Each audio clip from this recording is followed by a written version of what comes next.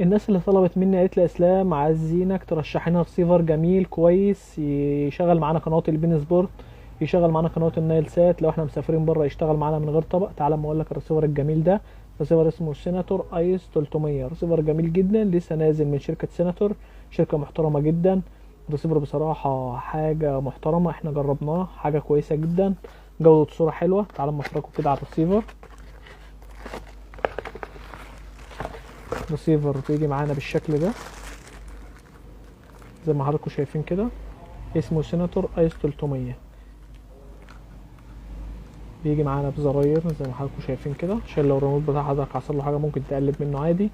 بيجي معانا بمدخل اتش دي العدسه، بيشتغل معانا بريموت بلوتوز ويشتغل معانا بريموت عادي.